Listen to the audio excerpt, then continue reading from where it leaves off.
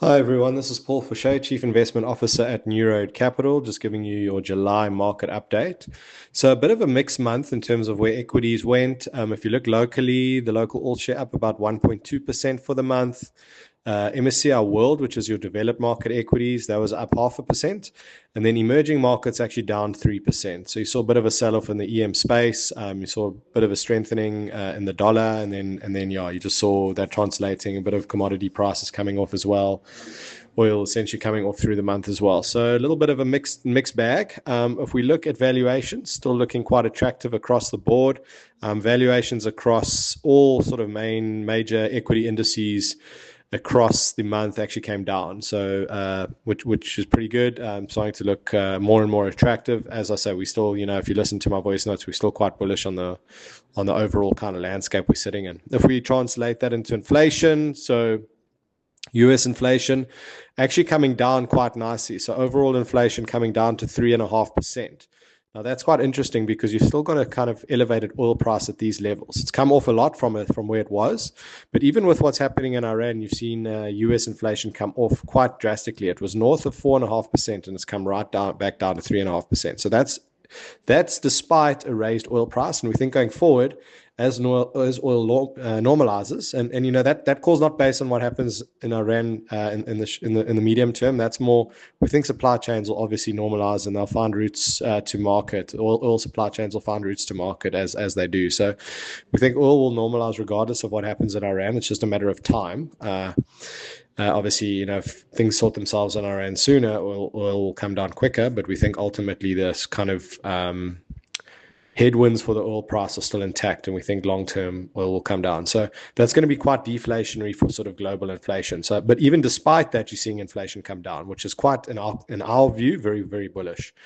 If we look at food and energy, as I say, still looking pretty good, fairly flat for the month. If we look at South African inflation, now South African inflation came up a bit due to the oil price, but as I say, we think that'll roll over because of oil coming back down. So inflation in South Africa at 5%.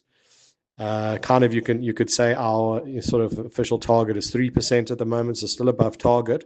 But I think the MPC at the South African Reserve Bank understands this, and if you look, they didn't actually raise rates. So even though we have that inflated inflation number, rates were not raised at the last meeting in July. And it's because they know that it's quite cyclical and will come off quite quickly. So expect to see those inflation numbers in South Africa starting to come off. If we and kind of follow the US. If you see South Africa, US dollar, quite volatile through the month, but where it started and where it finished pretty close. So it started at about 1640 and ended at about 1654. So slightly stronger dollar through the month, but not really that much move if you take a net view from start to finish.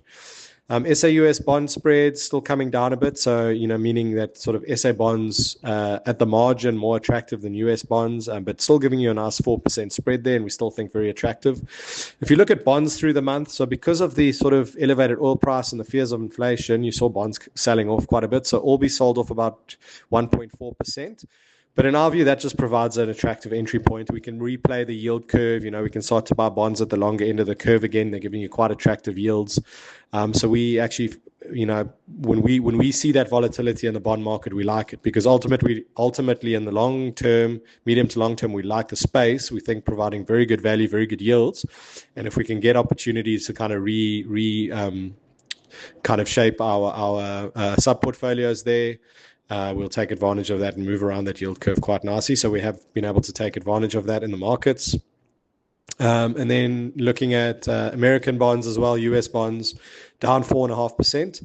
Also on the fear of inflation. But as I say, if you actually see the inflation numbers in the US, they've come off quite a lot. So we think, the market's still thinking kind of you're going to have this longer term sort of structural inflation, and we're just not seeing it. You're not seeing it in the data. Even with kind of oil prices raised in the short term, you're not seeing it. And we think when that rolls around, you're going to really see deflationary forces coming through, and that inflation number we think is going to drop quite drastically. So although the US bond market did minus 4.5% for the month, we actually just think very attractive. You're just getting more attractive yields. So again, it provides us an opportunity to move around that curve a little bit and take advantage. So all in all, a fairly mixed bag month, but long term, our thesis doesn't change. We're still quite bullish in this environment. We don't think inflation is going to come through structurally and long term like some of the market does, and still quite constructive on what we see in front of us.